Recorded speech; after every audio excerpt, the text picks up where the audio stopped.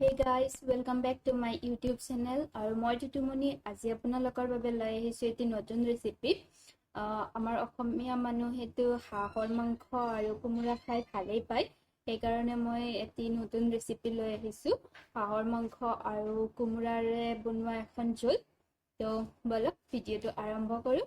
আৰু ভিডিঅ'টো চাই যদি ভাল পায় তেনেহলে লাইক কৰিব, শ্বেয়াৰ কৰিব আৰু চেনেলটো সাবস্ক্ৰাইব কৰি দিবলৈ নাপাহৰিব।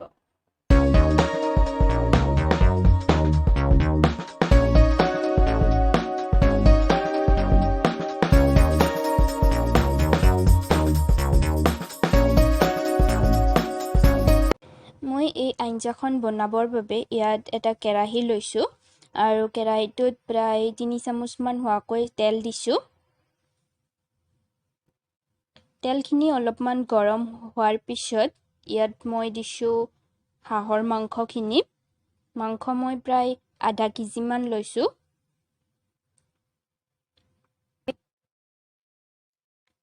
এতিয়া ইয়াক অলপমান ভালদৰে লৰাই দিছো।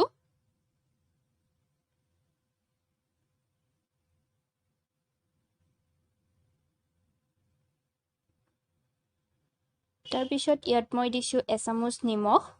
নিমখ আপোনালোকে নিজৰ সোৱাদ অনুসৰি দিব।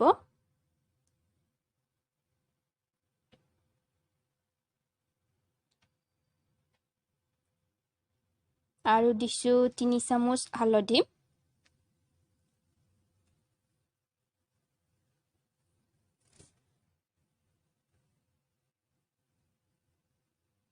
এতিয়া এই গোটেইখিনিকে এবাৰ ভালদৰে লৰাই দিছো আৰু ইয়াক কিছু সময়ৰ বাবে ঢাকি থৈ দিছো। প্ৰায় 15 মিনিট মান এনেদৰে লৰাৰ পিছত ভাজিখিনি ভালদৰে ৰেডি হৈ গৈছে।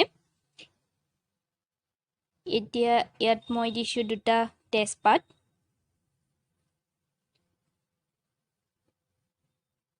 আৰু দিছো কাটি থোৱা কোমোৰাখিনি মই ডাঙৰ ডাঙৰকৈ টুকুৰা কৰি লৈছো। এটা সৰু কোমোৰাৰ প্ৰায় আধা ফাল দিছো।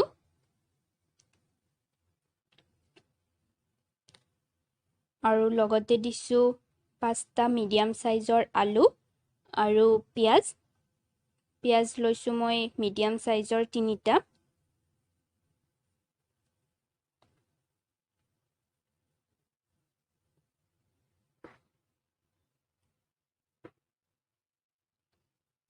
এই আটাইখিনিকে এবাৰ ভালদৰে লৰাই দিছো আৰু কিছু সময়ৰ বাবে ঢাকি থৈ দিছো। এতিয়া ইয়াত মই দিছো 2 চামুচ আদা আৰু নহৰুৰ পেষ্ট। মই আদা আৰু নহৰুখিনি একেলগে বটি লৈছো। এতিয়া ইয়াত মই দিছো 1 চামুচ জিৰা গুড়া, 1 চামুচ ধনিয়া গুড়া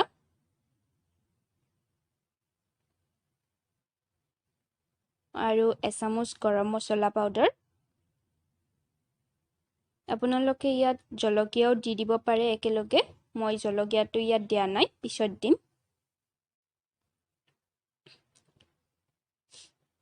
ভাজিখিনি প্ৰায় হৈ গৈছে। এবাৰ ভালদৰে লৰাই দিছো ইয়াক।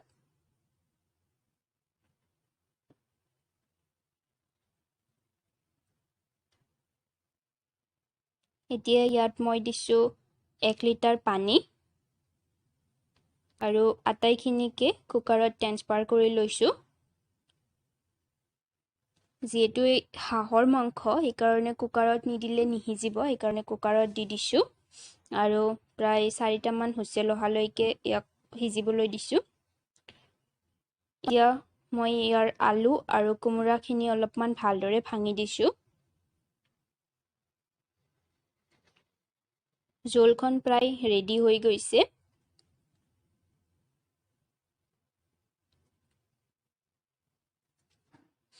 এতিয়া আপোনালোকে ইয়াত নিমখৰ টেষ্টটো এবাৰ চাই ল'ব। যদি হোৱা নাই তেনেহলে অলপমান দি দিব পাৰে। আৰু তাৰ পিছত দিছো মই ইয়াত ৰেড চিলি পাউডাৰ আৰু 1 চামুচ জালুকৰ গুড়া।